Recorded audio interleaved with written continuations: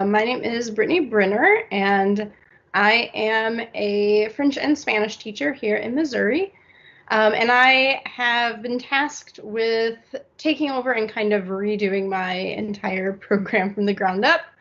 And so one of the things that has really popped up a lot as I've stepped into this new job is vocabulary levels. A lot of my students, frankly, just don't have the vocabulary for the proficiency level that they are currently at in terms of like years, right? Like my Spanish 2s and 3s and 4s, they don't have the vocab level to be at those proficiency levels. Incidental vocabulary has been super important every year, but especially now that I am kind of trying to take over this program. So quick overview of what this session is going to be about. So incidental vocabulary is not something that's necessarily taught in a lot of programs. So we'll take a minute to kind of talk about like what it is. We'll look at the different types of input that we can get incidental vocab from. Then we'll look at how I select some of those materials because especially selecting reading and listening materials can have different factors with it. And then how I track and assess incidental vocabulary acquisition, because one of the tricks with incidental vocabulary is that you don't necessarily know what words the kids are going to learn. So then how do you assess that?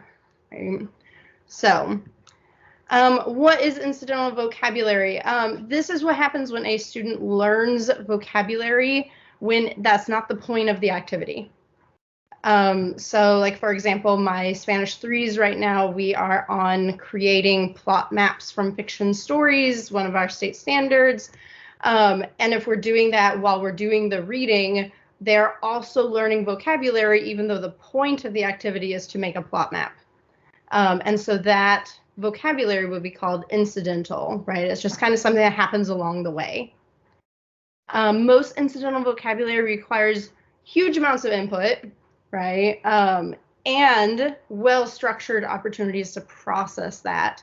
Unfortunately, a lot of teachers seem to think that if you just provide students with hours and hours of reading and listening, that simply being exposed to those things is the same thing as getting incidental vocabulary, which it certainly can.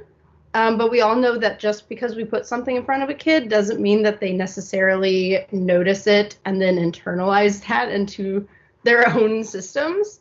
And so while incidental vocabulary is not the point of the activity, it does require kind of that opportunity to force that processing.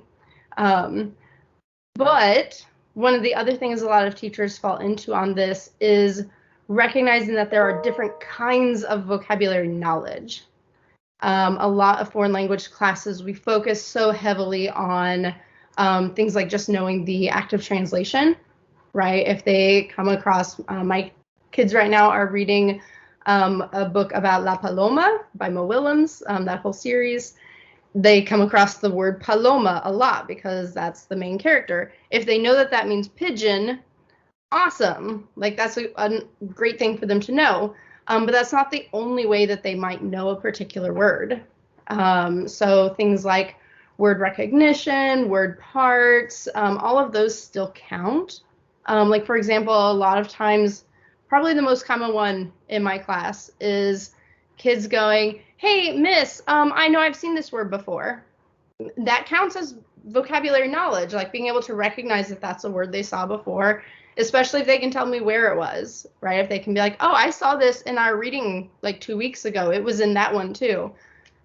Starting to connect it to those contexts and the fact that it's being repeated in these places, that still counts as vocabulary knowledge. Yeah, that can be even harder to track and assess, but it counts. So I always try and make sure that I'm pointing out to kids that, like, hey, that still counts as part of learning. It might not be like the end goal, but you still know that word on some level. So we have 3 types of input that we're going to look at. So the classics, reading and listening, of course. Okay, so reading is the most common. I think it's often easier to find the materials for reading, and we're very, very used to teaching reading. Listening be about the second most common, just because, you know, if you have to like record yourself or find a YouTube video or something like that, sometimes that can be substantially harder for teachers to create and find. And honestly, a lot of times students, I think because they don't get as much practice at it, they're not as confident with it. And so some of us will kind of default away from listening a little bit because students push back against it. But we're also going to look at a third type of input, which is overlooked a lot, which is called bimodal input, or it's also called reading while listening. So the idea of they're getting both of these types of input at the exact same time. So maybe they are reading along while I'm reading out loud. Or if we have like a YouTube video on and they're also following subtitles, things like that, where they're doing both at the same time. So just a real quick compare of when I kind of pick each one of these. So looking at reading, like I said, probably the most common. Studies have argued that reading might show the greatest incidental vocabulary acquisition, where if we track the amount of incidental vocab kids are getting from various readings, it probably shows the most growth.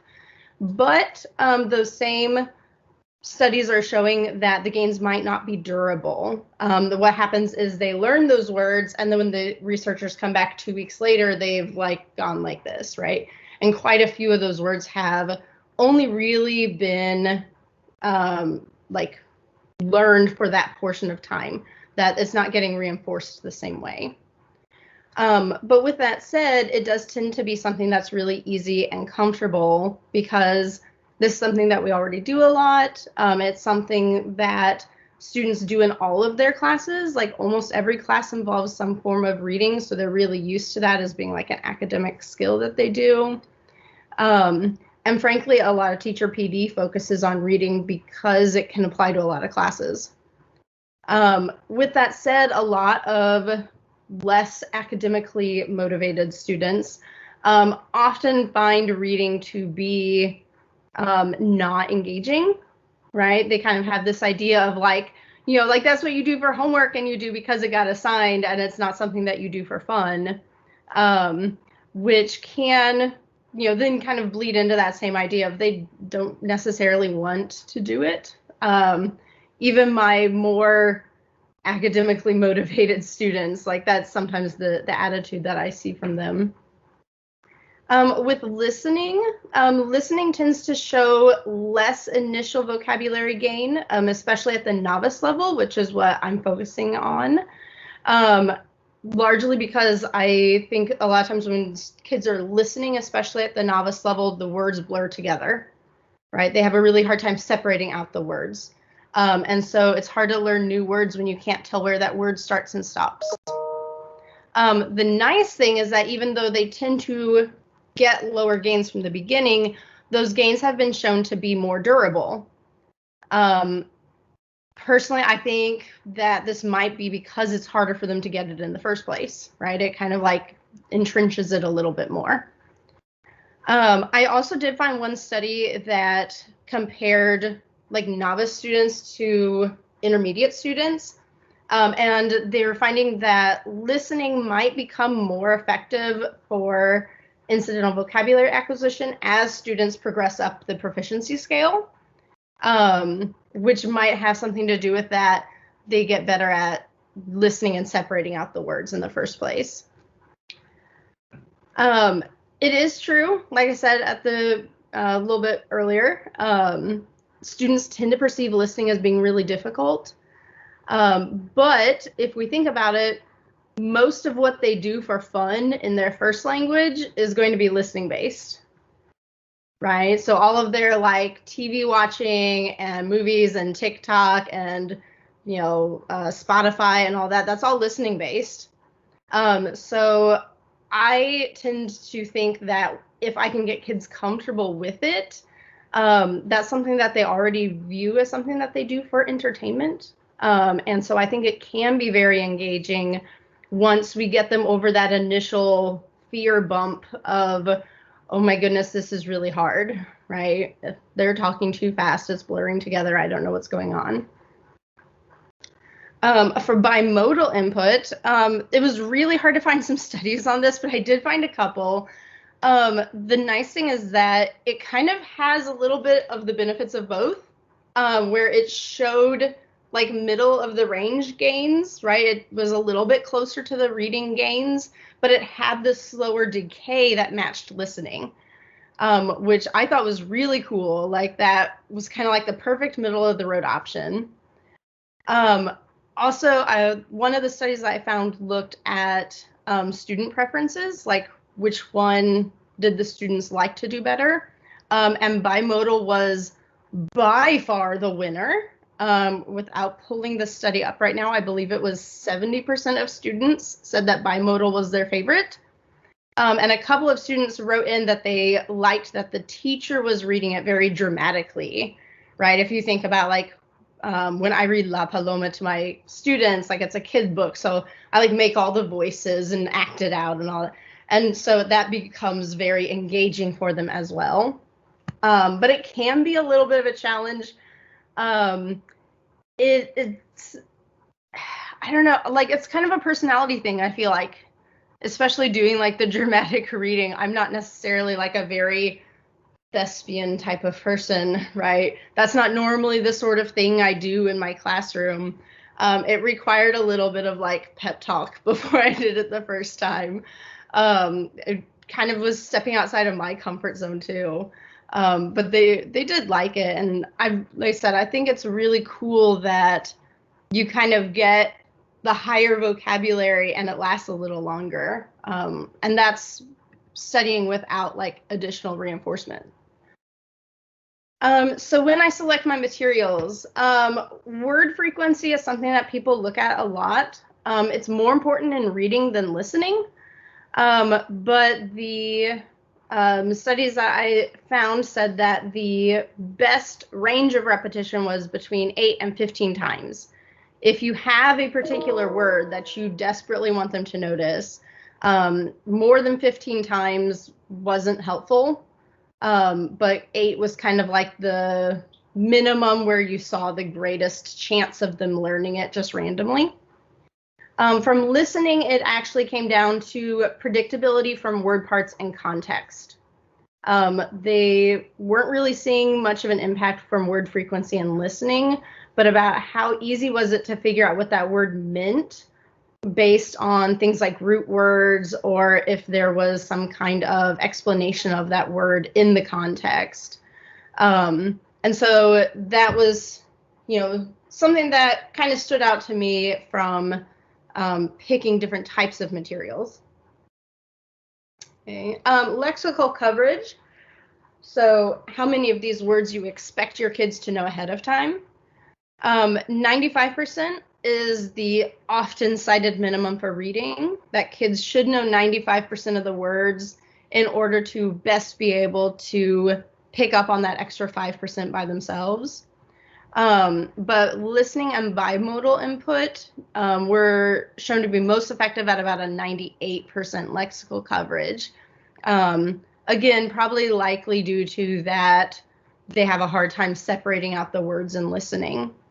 I found it a little bit surprising that didn't, middle of the range for bimodal as well, since they would have the words in front of them in the reading. But it might be just because they're trying to go back and forth between them, and that takes a little bit of time and processing as well. And then, of course, reinforcement. This isn't something that would make a difference as to the words that they're learning each time that they sit down, but it does make a difference as to how durable those gains become.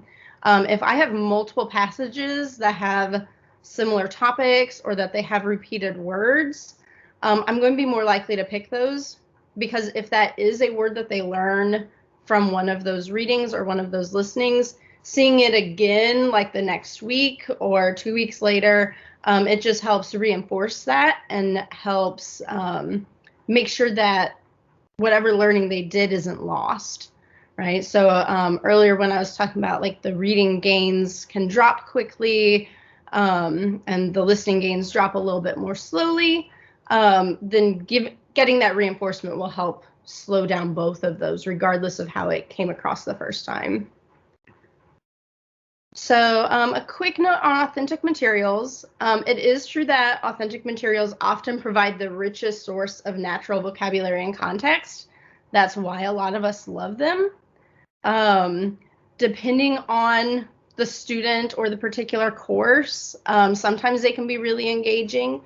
My kids like knowing that, like, hey, they could literally go to this place and do that thing and it would look just like this.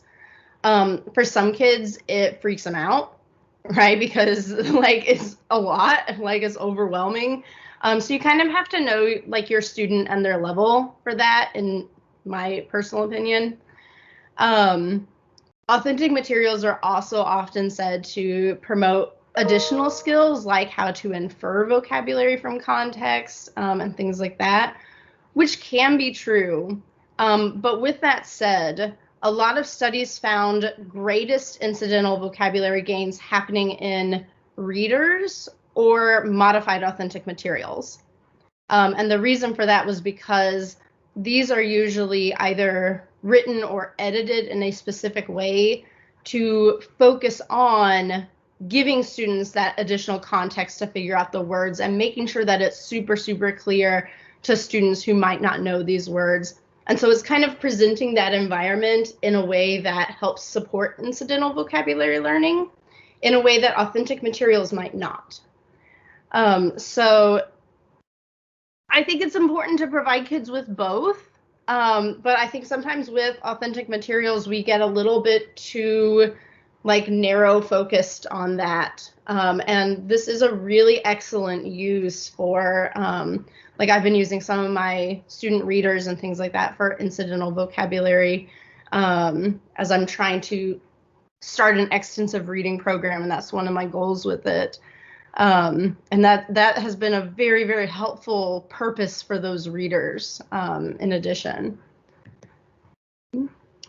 So assessment, okay.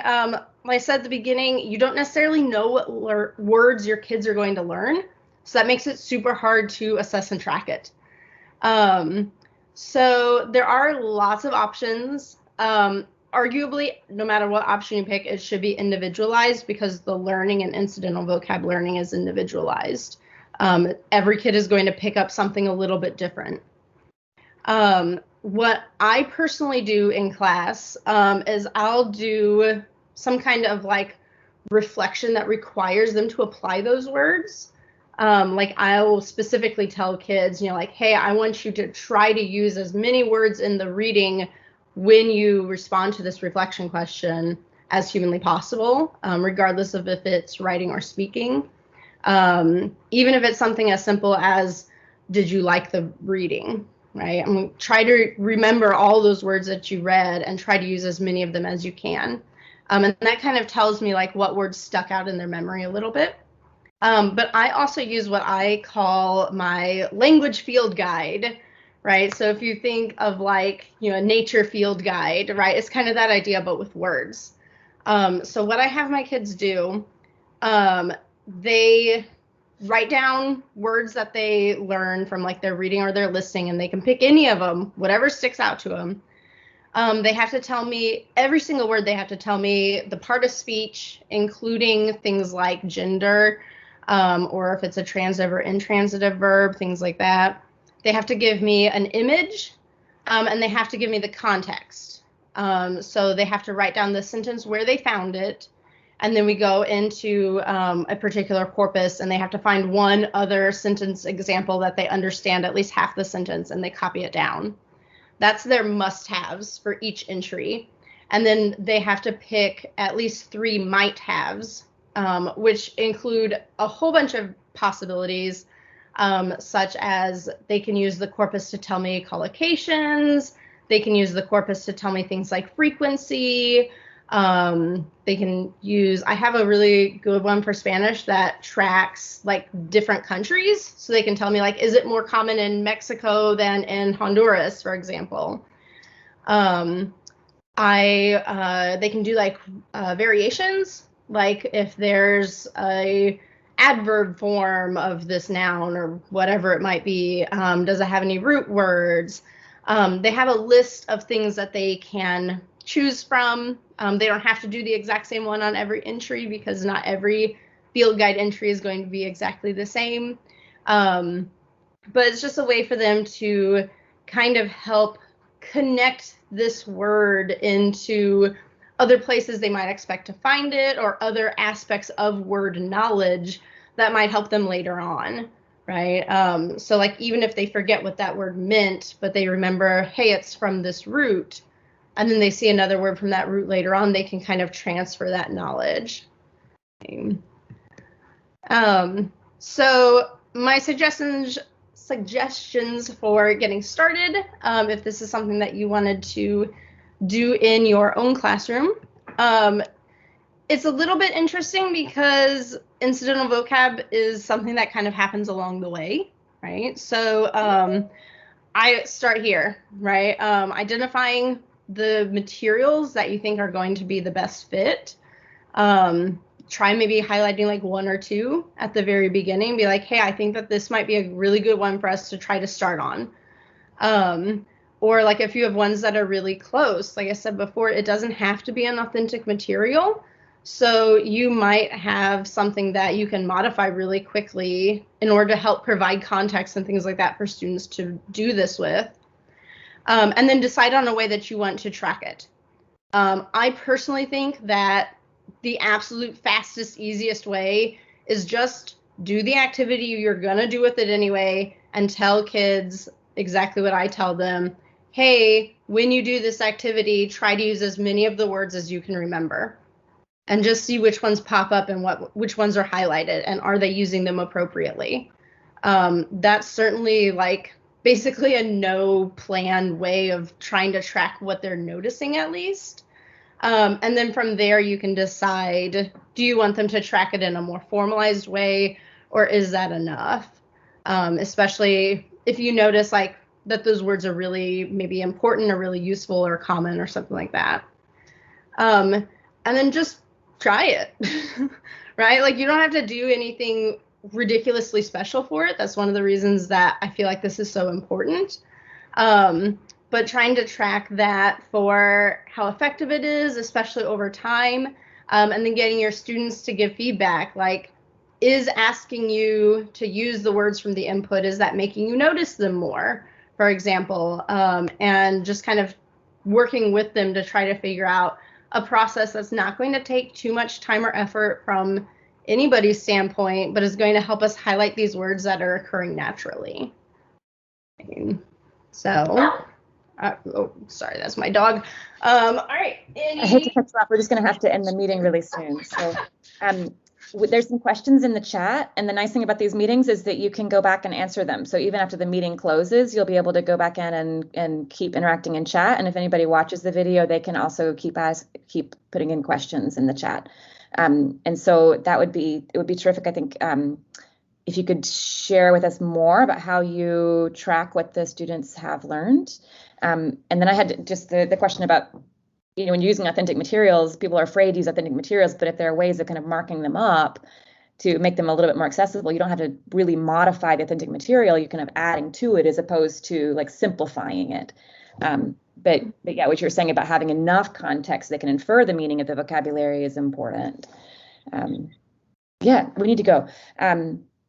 Anything else from so just Jake, Bruno, you want to throw anything in there? You want to add something in the chat if you have things that you want to add or ask from Brittany?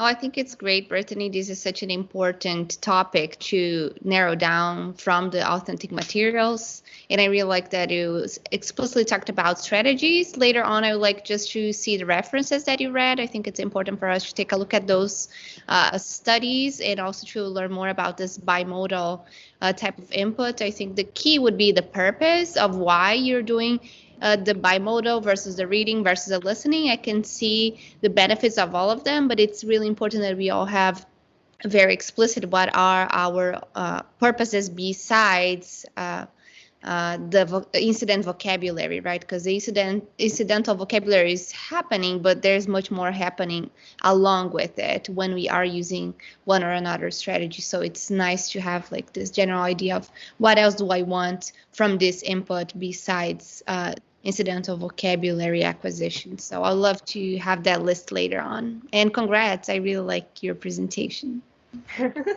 Thank you. Yeah, no, that's one of the things I really like about incidental vocabulary is you don't have to make it a separate thing.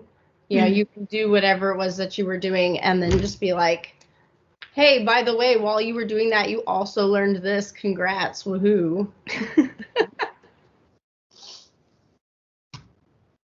Yes, that's awesome. I see that that's the corpus that you used. Yeah, I use the now one in particular because it's really easy for the things that I ask kids to do, like find sentences and find context. It's very like simple, straightforward. I don't have to get into like all kinds of crazy stuff where my kids are like, oh my God, this is so complex. Like, yeah, it's great. And it's actually similar to one of the projects that I did with my Portuguese students. And sometimes they felt overwhelmed by the corpus because the Corpus del Espanol has the same one for Portuguese. And some of them said, oh, but I don't know all the words in the concordance lines because this is an L1 corpus, but it's okay, right? So I think part of the teaching when we teach incidental vocabulary, it's that it's okay not to understand everything, but you have to infer from that context as well. So it's really nice that you're incorporating this corpus into this strategy so that they expand and can foster some language awareness as well with the corpus. So it's great. Yeah, I always tell them when they're picking sentences from the corpus, because my kids aren't going to understand it, I always tell them that they either need to understand at least 3 words in the sentence, or they need to be able to tell me the main idea. Like, what is this sentence about? And then you can write it down. And that's generally, it might take them a couple lines, but they can normally find one reasonably quickly where they can at least get that basic level of, this is what the heck's going on here.